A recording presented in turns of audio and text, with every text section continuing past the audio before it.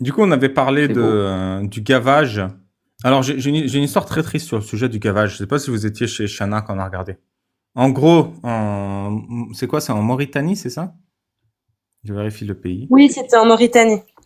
On gave les petites filles. Il y a un rituel de gavage qui fait que elles sont, euh, elles sont bourrées de lait à l'âge de 10 ans pour être assez engrossées. Parce que le prophète Mohammed disait que voilà, Aïcha, elle avait été engrossée et bourrée à 9 ans pour être suffisamment grosse pour supporter le coït. Donc, on ne peut pas baiser avec une gamine de 10 ans si elle n'est pas assez grosse pour supporter le coït. Du coup, comment on sait qu'une gamine de 10 ans, c'est pas un V, qu'elle est apte au coït? Bah, elle est assez grosse. Et d'ailleurs, vous l'entendez souvent dans les lives. La première chose qu'on lui dit, c'est comment tu sais qu'une gamine de 10 ans est apte? Bah, elle est suffisamment grosse, elle a des formes. Et donc, ils se légitiment leur pédocriminalité en engrossant des petites filles. Et on leur met un bâton sur le pied qui fait ultra mal et qui laisse des marques et des séquelles. Et on serre le bâton pour leur faire mal si elles refusent de se gaver de lait, de dattes, de miel, là. Et du coup, elles boivent, elles boivent. Quand elles vomissent, on leur fait ravaler leur vomi. Et du coup, il y a une fille qui avait fait un post là-dessus. Et je l'ai contactée.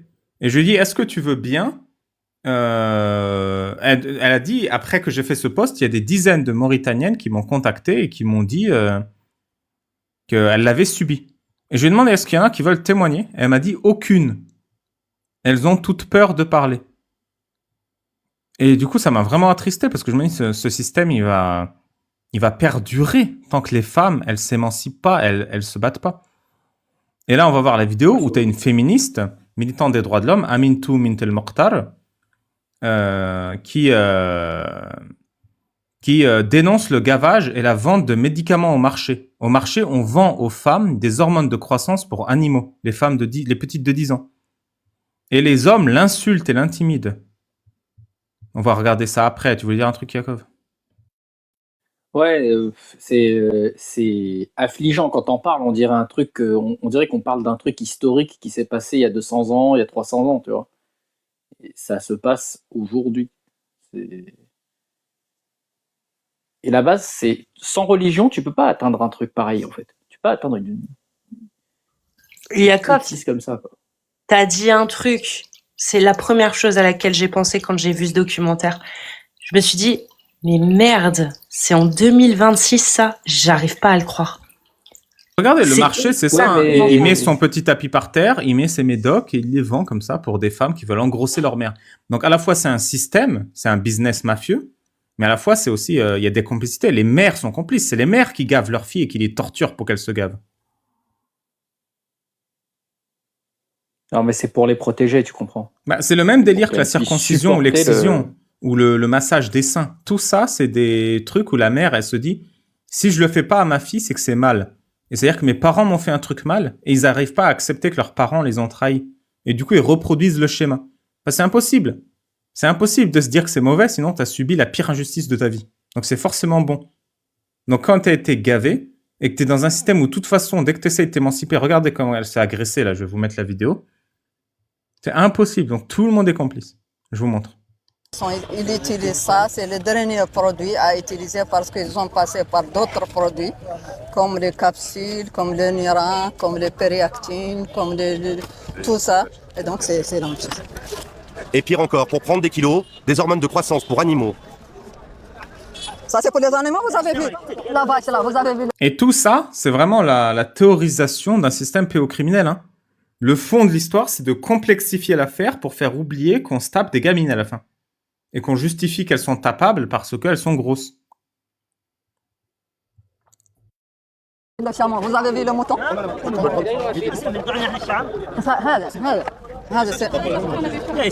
Et qu'est-ce que tu fais avec la boîte? Pose ça. Mais ça c'est pour le Taïwan, ça c'est pour le mouton, c'est pas. Dérangé par la caméra, les vendeurs remballent. Et très vite, les esprits s'échauffent. On a dit il ne filme pas, il ne filme pas. Toi, t'as donné ton autorisation, il te filme. Non, t'as pas autorisé. Toi, t'es une traite. T'es qu'une traite. T'es une collabo, tu me parles pas. Ne me parle pas, espèce de traite.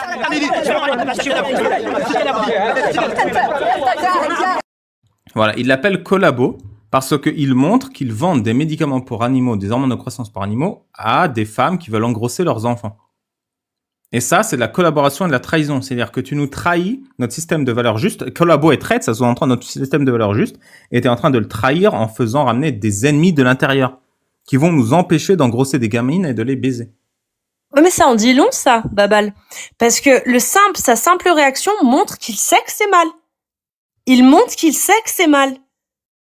Ouais, il sent que sa mafia est en train de se faire dénoncer. Exactement. Quand tu te rends pas compte de la situation et que tu penses que ce que tu fais n'est pas mal, t'as aucune raison de te cacher, puisque tu penses d'une manière innocente que ce que tu fais n'est pas nuisible. Lui, il sait que c'est nuisible. Et il sait que parce qu'il y a des médias occidentaux qui, eux, condamnent ça, et finalement ont des arguments pour montrer que c'est pas bien, ils savent que c'est mal.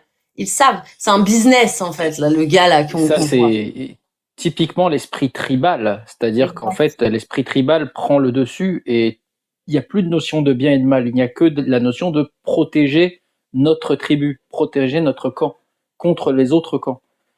Et notre camp, il a décidé que ça, on le fait. Et les autres, ils sont pas d'accord. Et donc, tu es une traîtresse parce que tu attaques notre tribu, quoi. C'est vraiment l'esprit tribal. On voit ça, là, pour le coup, c'est un truc qu'on voit même dans les partis politiques, sur les réseaux sociaux. C'est insupportable. Il n'y a plus de notion de bien et de mal. Il y a juste une notion de protéger le bordel, quoi. Que ce soit bien ou mal, on s'en fout. Ce qui compte, c'est le tribalisme. Je suis désolé, je dois filer et je vous fais un gros bisou à tous, à ceux du chat aussi. Mais Et déjà, j'avais qu'un mot. Ouais, je suis passé pour dire un petit coucou et puis ça m'avait un petit peu remué le truc des femmes. Il a un code Epstein. Epstein. Ah oui, c'est ça. C'est ça. On m'a appelé. Ah oui, et puis je vais faire attention. On m'a appelé en haut lieu. Et un mot, c'est abject parce qu'en fait, c'est un combo. C'est vraiment, on engrosse des gens, on fait une maltraitance d'engrosser des filles pour qu'elles puissent subir une autre maltraitance. C'est une brochette, quoi. C'est du génie, quoi, dans l'abject, dans l'abject, quoi. Bon, merci Babal de nous avoir parlé de ça. Et Merci. bye bye tout le On monde. continue. Ciao. Ciao. salut Ciao, Jacob.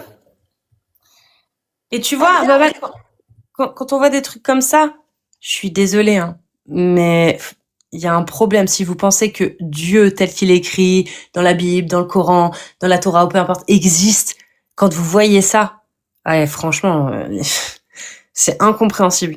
Non, mais vraiment, c'est incompréhensible de croire qu'il existe ce Dieu-là. Et en fait, Quand on voit tout ça, putain, mais merde, réveillez-vous, quoi. tu vois, c'est toute la base du truc, c'est qu'ils font le raisonnement à rebours. Allah existe, donc le prophète a raison. Donc, on peut se taper des gamines de 9 ans. Donc, on peut se les taper que quand elles sont grosses. Donc, c'est une gamine grosse, on peut se la taper. Donc, qu'est-ce que vous me reprochez? Tu vois, tout ça commence d'un truc faux. C'est que Allah est irréprochable et donne des instructions claires et bonnes. Et tout ça, ça sert à endoctriner les femmes pour qu'elles soient complices du marché, à la fois parce qu'ils se font du pognon avec ces médocs, et du réseau pédocriminel de ces hommes. Tu sais, franchement, s'il y avait un Dieu, s'il y avait vraiment un Dieu tel qu'il est décrit, qui est-ce qui légitimerait que moi, la mécréante, j'ai plus de chances que ces filles qui sont musulmanes? Franchement, qu'est-ce que vous trouvez musulman? Je m'adresse aux musulmans. Quelle bonne explication vous trouvez à ça? Allah existe, ok. Moi, la mécréante, j'ai de la chance. Je n'endure rien de tout ça. Pourtant, je suis une mécréante. Elles sont musulmanes. Et Allah leur fait endurer tout ça. Non, mais il n'y a rien de logique, il n'y a rien de cohérent. C'est un taré s'il existe Dieu. S'il vous plaît, à un moment donné, un peu de bon sens, quoi.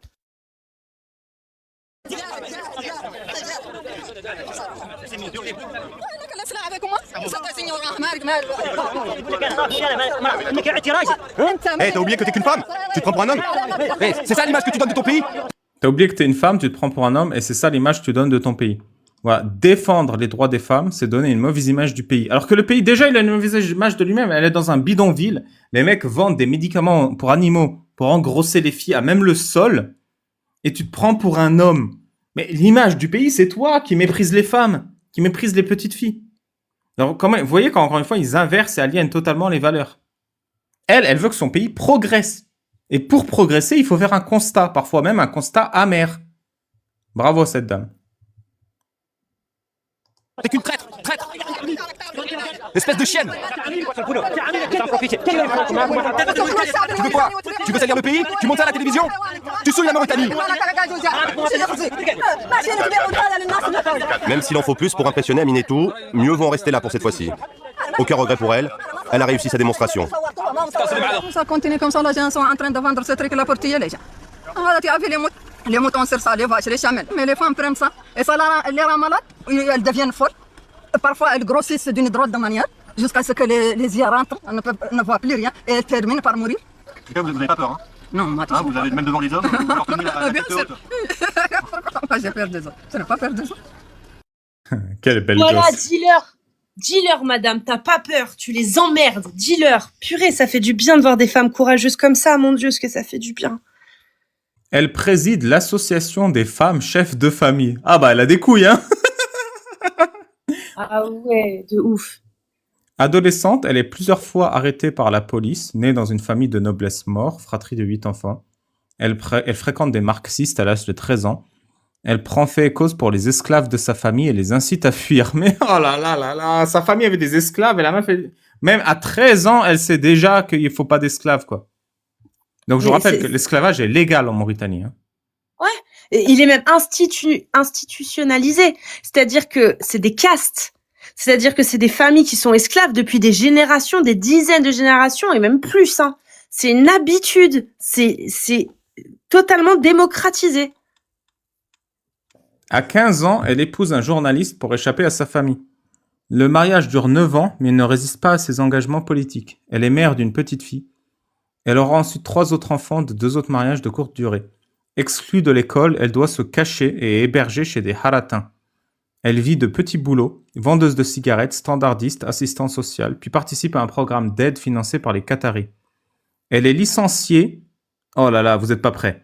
Vous savez pourquoi le Qatar l'a licenciée? Pour ses engagements contre la traite sexuelle de jeunes filles mauritaniennes envoyées en péninsule arabique.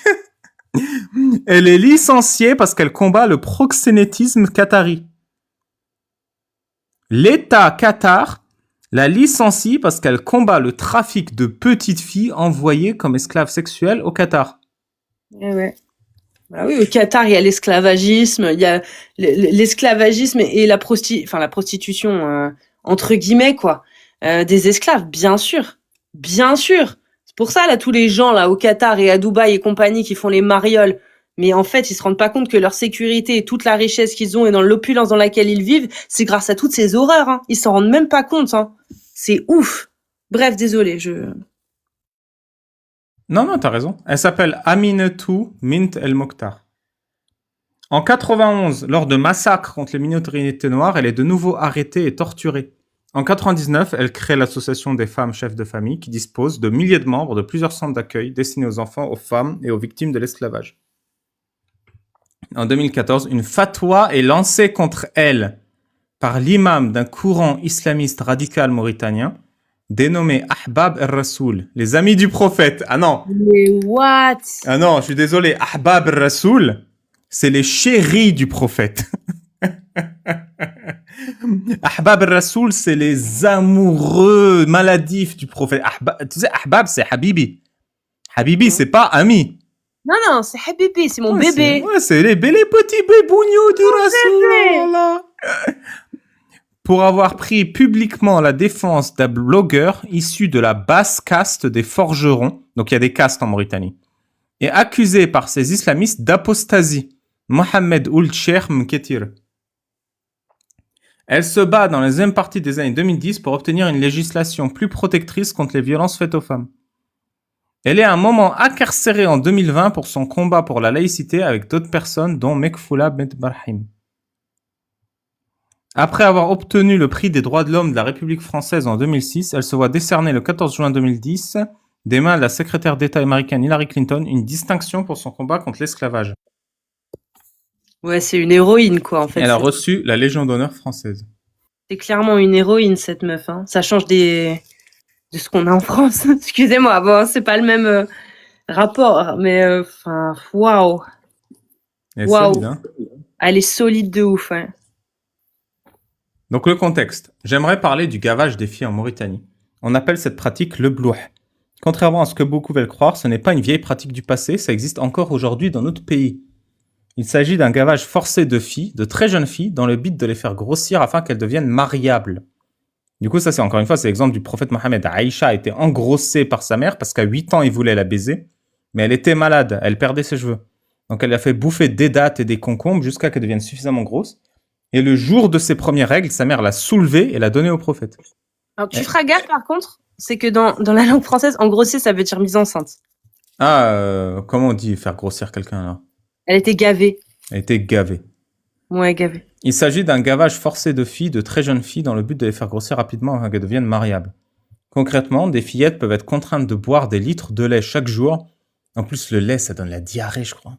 D'ingérer des quantités énormes de couscous, de millet, de beurre ou d'huile. Engraissé. Engraissé. Merci, Engraissé, voilà. Engraissé, C'était effectivement. engraissé, pas engrossé. Soit plusieurs fois les besoins normaux pour une enfant. Ah oui, pour un être humain. Parfois jusqu'à atteindre 4 000, 14 000 ou 16 000 calories quotidiennes. Non, mais même Chief il fait pas ça quand il est en prise de masse, quoi. Quand les filles refusent de manger ou n'arrivent plus à avaler, elles subissent des violences physiques terrifiantes. La torture appelée azayar consiste à coincer leurs orteils entre des bâtons, infligeant une douleur intense pour les forcer à continuer à avaler. Parfois, quand certaines vomissent, on les oblige à réavaler leur propre vomi. Imaginez une enfant en larmes, le corps tordu de souffrance, forcée chaque jour à subir cela. Pourquoi cette pratique existe-t-elle? À l'origine, dans les sociétés nomades sahariennes, un corps féminin volumineux n'était pas seulement valorisé. Il était utilisé comme preuve de richesse et de prestige, réduisant les corps féminins à des marqueurs de statut. Au fil du temps, l'obésité est devenue le critère de beauté officiel.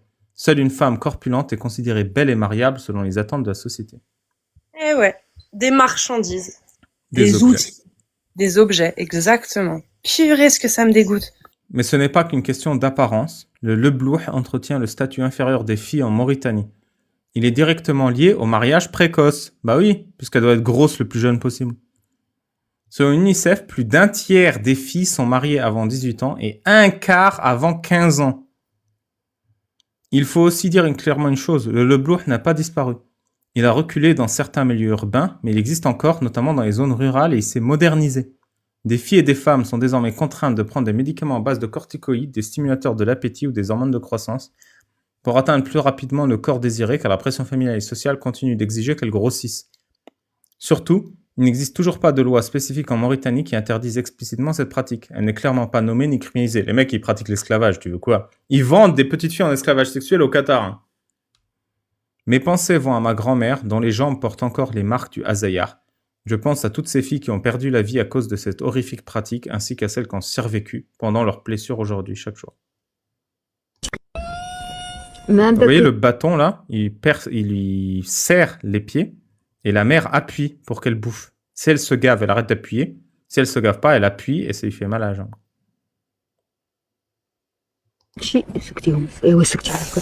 And to fatten up fast, the girl has to drink a lot, fast, even if it means forcing her to do so.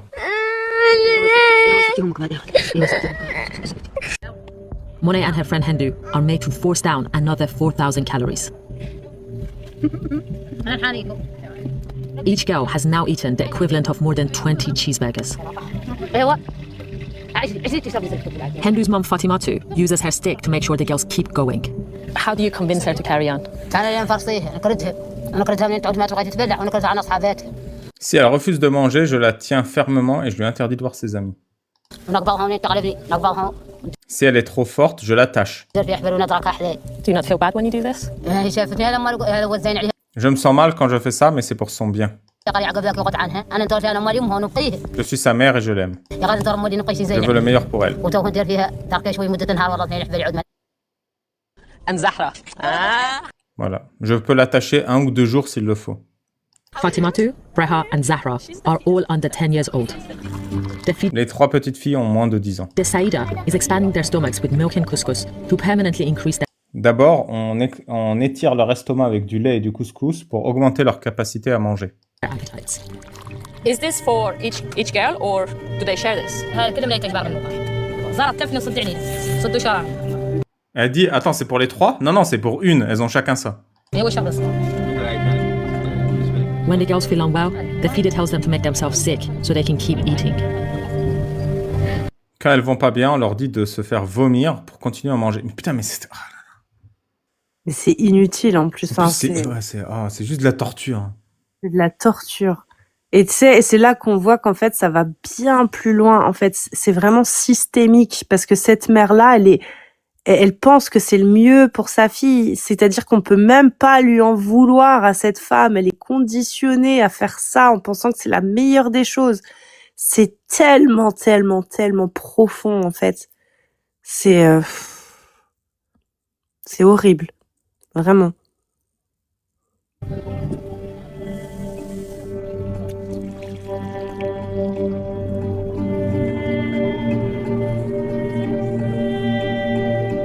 Watching the girls eat, I can see why this is often referred to as gavage. Oh là là. En anglais, elle dit watching the girls eat, les filles manger. Et en traduit, c'est en observant les oies manger. Voilà, cynisme de la traduction. Et je comprends pourquoi on appelle ça du gavage. Term used for force feeding geese to make foie gras.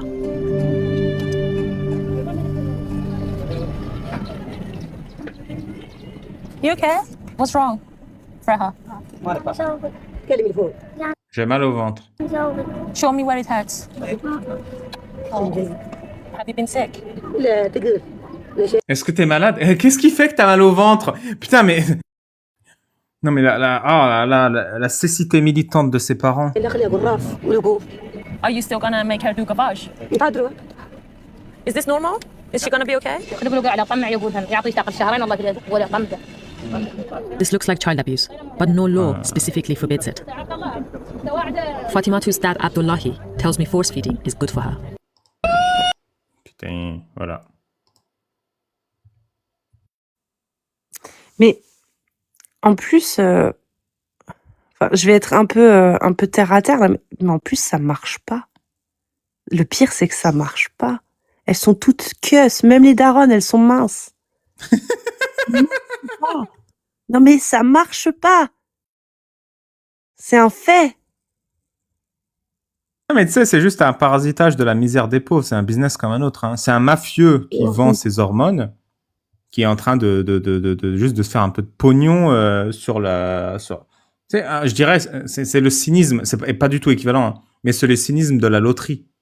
La loterie, il n'y a que les pauvres qui jouent, tu vois. C'est un genre de loterie locale. On se dit, si ma fille est assez grosse, peut-être qu'elle attirera l'attention d'un riche et la famille s'en sortira, tu vois. Je pense que c'est sur ça que ça joue. Oui, je pense aussi, ouais. C'est un... Mais en fait, c'est tellement profond comme symptôme, en fait. Quand tu regardes, les hommes, c'est une chose, mais les femmes aussi, elles sont conditionnées à ça. C'est compliqué. S'il y en a pas une comme cette exception-là, parce que cette dame-là militante, c'est une exception. S'il n'y a pas plus d'exceptions, comment on fait pour sortir de ça? En plus, tu te rends compte que la raison pour laquelle elle est exceptionnelle, c'est qu'elle est née dans une famille riche. C'est qu'elle peut se permettre d'aller en prison. Tu vois, genre, même toutes ces circonstances font qu'elle est exceptionnelle, même dans l'exception. C'est-à-dire que, alors qu'une société comme ça pourrait enfanter 100 femmes comme elle, il y en a qu'une à cause du système. Mais du coup, quand on voit ça, est-ce que ça remet pas en question la critique de l'ingérence? Vraiment, quand tu vois ça, t'as pas envie de dire, vas-y, faut que l'OMS aille s'en occuper, quoi. Non, mais ça, c'est pire, franchement, si tu veux parler d'ingérence. Le fait que la meuf ait perdu ses subventions du Qatar parce qu'elle combattait le fait qu'on envoie des petites filles mauritaniennes en esclavage sexuel au Qatar. Genre ça, c'est 1000 fois pire que le gavage. Je veux pas dire que tu vois. Mais ça, Oui, déjà, oui, ça appelle à l'ingérence. Bien sûr, exactement, déjà ça. Mais déjà même, ne serait-ce que le drame qu'il y avait eu lors de pour la Coupe du Monde, là, quand ils commençaient à faire la construction au Qatar du stade. Tu te souviens? Il y avait eu justement des dramas sur le fait qu'il y avait des gens qui étaient suspectés, suspectés d'employer des gens, de les faire venir et de leur priver de leur passeport jusqu'à ce qu'ils aient fini les travaux. Mais ça, c'est une base au pays. En fait, c'est juste la pratique locale. C'était pas exceptionnel pour la Coupe du Monde. Hein. Ça mériterait de l'ingérence, déjà rien que ça pour moi, tu vois ce que je veux dire? Et je sais pas. Et d'un côté, je me dis, est-ce que l'ingérence, c'est bien, c'est un peu paternaliste en même temps, c'est un peu colonialiste, tu vois? je suis dans une dissonance par rapport à ça, je te jure. Et pareil pour la Syrie, hein. J'étais dans une dissonance profonde. Je me disais, merde, je sais pas quoi en penser. Je sais pas quoi faire. Je sais pas quelle est la bonne solution. Mais est-ce que, effectivement, l'ingérence dans un cas comme ça, c'est pas une nécessité, putain, En fait, ne serait-ce pour les prochaines oui et non, générations? tu sais, oui et non, parce que si les gens arrachent pas leur liberté et leur connaissance, tu vas juste régler le problème pour 6 mois, tu vois. Juste, oui, et ça, je l'ai aussi en tête. C'est pour Genre, ça. il faut, c'est indispensable. Et je sais que c'est pas idéaliste. Vraiment, c'est la solution. C'est tout le temps l'éducation. C'est que tout le monde soit suffisamment éduqué pour détester cette pratique. Pour que l'État n'ait même pas besoin d'agir pour que la pratique soit complètement détestée, tu vois. Ouais, mais comment faire s'il y a très peu d'exceptions comme cette dame, sachant que ça fait des générations, peut-être même des centaines d'années qui font ça? C'est ce que j'ai dit, c'est leur responsabilité. C'est la responsabilité des locaux de se battre et de combattre le système. Après, et d'aller chercher de l'aide, mais pas nous d'ingérer. C'est eux de dire, je vais le faire, mais j'ai besoin d'aide. Et cette dame, peut-être, a besoin de plus d'aide, des dizaines de dames. Et tu vois, elle fait un truc. C'est juste que l'échelle du pays, c'est trop pour elle. Et que les gens se complaisent dans la paresse et la lâcheté. Et tu sais ce qu'on dit? C'est exactement ce qui s'est passé dans le monde musulman. Moi, j'arrête pas de lire. C'est la complaisance et la lâcheté, et parfois même la prise d'otage de mes ancêtres qui font qu'on en est là en Syrie aujourd'hui.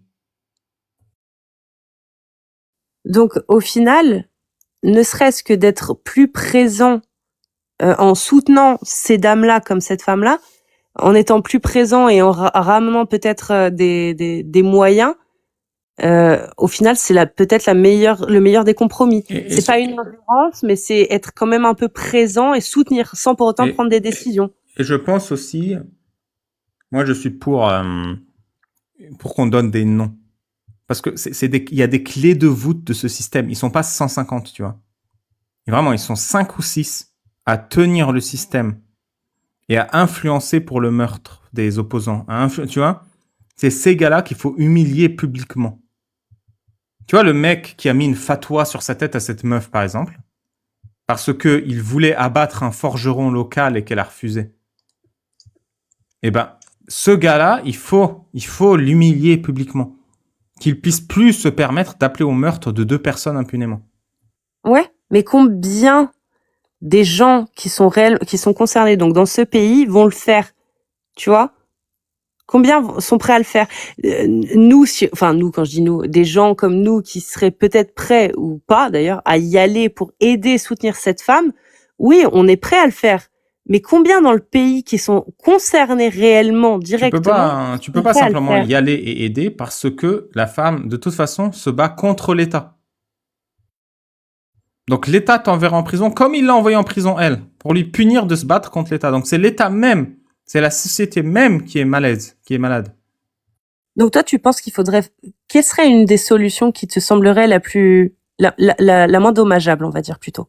Des décisions politiques lourdes qui punissent les responsables locaux. Moi, je te dis, par exemple, nous, on a une politique de peu importe si c'est le pire des dictateurs, on le soigne. On a tous les dictateurs de la planète qui viennent se soigner en Europe. Tous. Vraiment tous. La Corée du Nord, l'Algérie, l'Iran, les dictateurs, ils ont des privilèges. Et c'est pour ça que le système continue, parce que leurs privilèges sont maintenus dans nos pays. Ils ont des privilèges économiques, ils ont des privilèges sociaux. Moi, je te dis, tu punis ces mecs, c'est-à-dire ils sortent plus de leur île de merde, ils reçoivent plus de financements internationaux, ils vont abandonner, ils vont dire ok c'est bon, et ensuite tu prends la politique et le problème c'est que quand la France les punit, les États-Unis viennent les aider. Ils disent oh bah justement une opportunité pour nous, vous inquiétez pas, la France elle pourra vous aider, nous on va le faire. Donc il faut des sanctions internationales et c'est dur d'obtenir ces sanctions parce qu'à chaque fois les dictatures qui prennent position dans ces corps internationaux comme l'ONU, s'opposent à ces sanctions qui requièrent l'unanimité. Donc là, au final, notre meilleure chance, dans nous, parce qu'on habite en France, quoi, ce serait de miser sur pas l'Union européenne, pardon, le Parlement européen. Moi, je dirais, est-ce qu'il y a moyen d'éduquer ces gens tout le temps à avoir faim de liberté, tu vois? Je sais pas encore comment, mais c'est ça, c'est pendant 10, 15, 20 ans de leur vie, ils soient assoiffés de ce qu'on leur retire. Parce que le fond le fond du problème, pas que accès à Internet, c'est pas suffisant. Parce que le fond du problème, c'est qu'ils se complaisent dans leur misère. Tu vois, t'es pauvre et tu pars du principe que tu auras une vie de merde jusqu'à ta mort. Tu te dis pas, si je règle le problème, au moins j'aurai 10 ans avant ma mort où j'aurai un peu de confort, un peu de justice, tu vois. Ils trouvent ça normal de pas avoir l'eau courante, ils trouvent ça normal de pas avoir l'électricité. Ils trouvent ça normal de vendre des médicaments pour engrosser les gamines à même le sol dans un marché. Bah Ils ouais, n'ont mais pas de justement. perspective. Comment on leur donne cette perspective que ils vont pas mourir comme ça? Bah justement, enfin, je pense, c'est pas la seule solution, mais l'accès au monde, c'est-à-dire un accès à Internet, ne serait-ce que, c'est pour ça, tu vois, les œuvres humanitaires, etc., qui amènent justement certaines choses dans ces pays, il peut y avoir des bénéfices comme il peut y avoir aussi des choses négatives, hein. Mais l'accès à l'ouverture sur le monde, à voir comment ça se passe ailleurs, je pense que ça peut les réveiller certaines personnes, se dire mais c'est pas normal. C'est pas normal. Regardez ce que je vois là et regardez nous. C'est pas normal. Ne serait-ce que ça, tu vois. Voir ce que Ouais. c'est la Au moins, normalité ouais, au moins leur ailleurs. donner la rage de l'injustice qu'ils subissent, je pense. Ouais. Voilà ce que les autres ont et que vous pourriez avoir, mais que vous n'avez pas. Exactement. Pourquoi? Et je pense que Internet, c'est quelque chose, c'est pas la seule chose, hein, mais c'est le moyen le plus facile et le plus rapide, surtout. Si c'est enfin pas institutionnalisé, mais démocratisé, c'est le plus rapide pour faire circuler ce genre de choses, je pense. Ouais. Mais ça demande des moyens financiers. Et puis, est-ce qu'on aura la possibilité, est-ce que ces pays, ces gouvernements laisseront la possibilité à des gens volontaires et des gens qui ont la possibilité de le faire aussi, c'est ça. Est-ce qu'ils seront pas arrêtés? Est-ce qu'il y aura Bah pas si, ils se de... font arrêter parce que les gars font partie voilà. du système. Après, t'as des gens qui disent qu'il n'y a pas besoin de féminisme chez les musulmans, alors que les pays musulmans sont les pays où il y a plus besoin de féminisme et des femmes pour se battre contre des pratiques cheloues. Parce que c'est pas les hommes qui vont changer les choses, ils s'en battent les reins. Voilà, pour conclure sur ce sujet. Écoute, Babal, parce que je suis tombée sur une vidéo tout à l'heure d'un compte que je suis. Et ce qu'il a dit là, ça me rappelle quelque chose, à savoir que aujourd'hui en France, tu as des femmes qui se disent musulmanes et qui ne voient, mais vraiment, elles ne voient pas du tout le problème à se dire féministe et en même temps être musulmane, suivre le Coran. C'est-à-dire être musulmane, c'est au moins reconnaître que le Coran c'est la parole d'Allah, au moins, et que Allah est le seul Dieu et que Mohammed est son prophète. C'est le minimum, je pense, tu vois. Et il y en a vraiment qui ne voient pas le fait que ce soit parfaitement contradictoire. Donc, je me dis que dans des pays où les femmes subissent réellement l'islam, est-ce qu'elles sont, ne serait-ce même, je pense qu'elles sont conscientes qu'elles vivent une injustice pour la plupart d'entre elles, mais est-ce qu'elles sont réellement conscientes que ça vient de l'islam? Ne serait-ce que ça déjà, tu vois? Parce que si elles sont pas conscientes que ça vient de l'islam, alors elles vont continuer de se dire c'est une épreuve que Allah me donne. Oui, c'est pire que ça, c'est que l'islam est le verrou. Même quand tu sens la justice, tu as l'impression de t'opposer à Allah. Tu vois? Donc tu peux même plus réagir. T'es là, t'es paralysé par un deuxième verrou qui est que même si je me bats contre l'injustice, je me bats contre Allah. Et du coup, t'arrives plus à bouger quand même. Mais même même dans le cas où tu penses que ce qui t'arrive, c'est pas ce que Allah voudrait. Parce que, en fait, les féministes qui se disent musulmanes, qui sont musulmanes en France, au final, tout ce qui est appliqué dans le monde au nom d'Allah, pour elles, ça vient pas d'Allah.